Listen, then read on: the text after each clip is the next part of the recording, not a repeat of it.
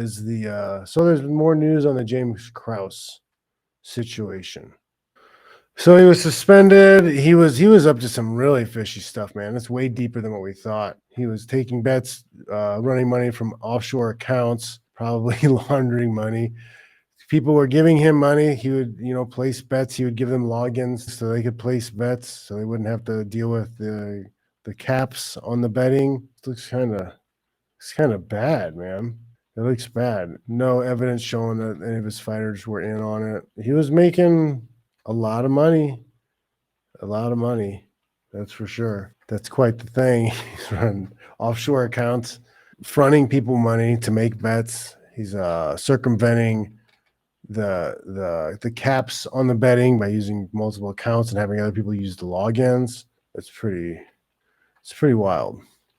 So UFC has come out with rules about people not being allowed to bet, right? If you are one of the people who work with the fighter, are a fighter, are a coach, a manager, whatever, if you have insider knowledge, if you're a part of that, you're being banned from gambling. You can't gamble anymore.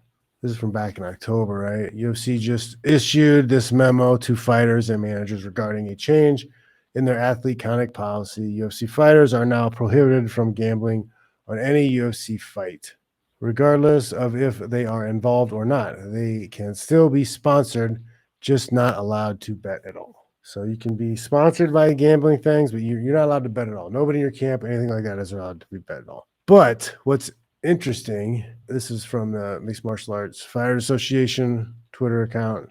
It's even more absurd. The UFC unilaterally updated a policy on betting on UFC fights, which only applies to people they do not control, while not applying the policy to their own owners and employees. So what he's saying here is, like, they're independent contractors. If an independent contractor wants to bet, like, there can be laws around that already. Like James Krause already broke certain laws. You can't fix fights, you can't whatever. So they're making somebody who's not an employee follow a certain rule set. That's kind of iffy. But what's most important is that no one that works for the UFC has those rules subjected on them. They don't have to follow them. So if you're working within the UFC, you can still bet on all the fights. The Dana can bet on any fight he wants to, right? Ari can bet on any fight he wants to. Any of the announcers, any of the people who are working for the production in any way can still gamble on the fights. So you may think that's not a big deal, but it's weird. It's weird because, right? It's what is it? There's an announcement said here. Contrary to the registered standards, UFC does not prohibit all UFC insiders from betting on UFC events. Right. So why are these guys going to the UFC PI? Why are they going to the Performance Institute? What is all that data and all that knowledge? What are they doing with all that information? Could that possibly be used by UFC insiders to place bets? Is that a possibility? You don't think they might?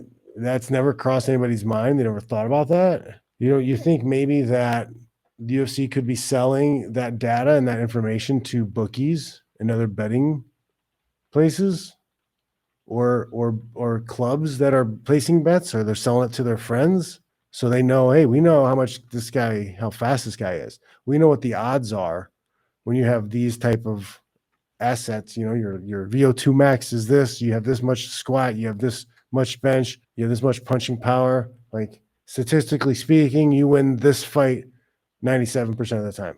Wouldn't that be a possibility? Is that impossible at all? Am I thinking Fantasyland stuff here? Wouldn't that be within the abilities of the technology, right? If you have all of those data points and mix that together with the wins, loss, and performances that the people have had, could you start kind of painting pictures?